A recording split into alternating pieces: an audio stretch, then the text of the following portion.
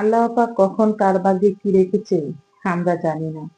তো আল্লাহ পাক যাই লিখে রেখেছে কেন না আমাদেরকে তাই মেনে নিতে হবে। এমনই এক পরিবারের গল্প আজ আপনাদের মাঝে শেয়ার করবো, যেহেতু তারা আমার খুব কাছের মানুষ, রক্তের মানুষ। হয়তোবা হাসি খুশি ভাবে থাকার চেষ্টা করি, যখন তাদের ফ্যামিলিটার কথা মনে পড়ে তখন খুব কষ্ট হয়। এর আগে ভিডিওতে আমি আপনাদের মাঝে শেয়ার করেছিলাম আমার বড় ভাবি ক্যান্সার রোগে আক্রান্ত। তার আগে আমার ভাইয়া কিন্তু অনেকবার ব্রেন স্ট্রোক এবং হার্ট অ্যাটাক করেছেন। আলহামদুলিল্লাহ তিনি এখনো বেঁচে আছেন।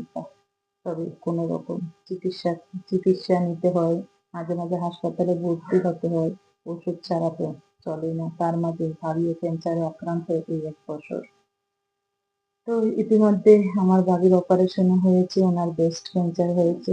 উনি অনেকটাই অসুস্থ, ওনাকে নিয়ে ভোলা ঢাকা এভাবে দৌড়াদৌড়ি করতে হয়। এরই মাঝে আবার আমার ভাইয়া অসুস্থ হয়ে হাসপাতালে ভর্তি রয়েছে। আমার এই ভাইয়া জীবনে অনেক টাকা ইনকাম করেছেন, অনেক টাকা রোজগার করেছেন, ভালো ভালো পদে চাকরিও করেছেন, বাট জীবনে কিছুই করেননি। শুধু খেয়ে খেয়ে মন বড় ছিল, হাত খোলা মানুষ ছিল, তো খেয়ে দিয়েই সব শেষ করে দিয়েছে। আজ ওদের সংসারে এমন এক পরিস্থিতি, একটা বড় ছেলেও নাই যে ভালোভাবে পুরো দায়িত্বটা নিবে। যদিও প্রথম মেয়ে, তারপরে একটা ছেলে রয়েছে, ছেলেটা অল্প বয়সেই কর্মজীবনে যোগ দিয়েছে।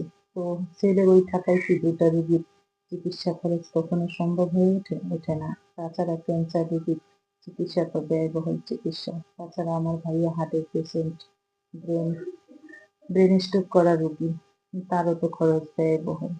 তো চোখের সামনে এই পরিবারটা এরকম দেখতে খুবই কষ্ট হয়। হয়তো সকলের মাঝে হাসি খুশি থাকি, মাঝে মাঝে চিন্তা করি যে আল্লাহ পাক কি করতে পারে। যাই হোক, সবই উপর আল্লাহর সিদ্ধান্ত। আপনারা সবাই আমার ভাবির জন্য দোয়া করবেন, আল্লাহ পাক যেন তাদের নেক হায়াত দান করে এবং তাদের চিকিৎসাটা যেন সুন্দরভাবে হয়, এটাই দোয়া করবেন। তো আপনারা কি কোথা থেকে বসে আমার ভিডিওটি দেখছেন অবশ্যই কমেন্ট করে জানাবেন, এবং যদি ভালো লাগে আমার ভিডিওটি ছোট্ট করে একটি লাইক দিয়ে দিবেন, এবং ভালো লাগা কাজ করলে ভিডিওটি বেশি বেশি শেয়ার করে দিবেন, এবং বেশি বেশি আমার ভাইয়ার ভাবির জন্য দোয়া করবেন, তার পরিবারের জন্য দোয়া করবেন।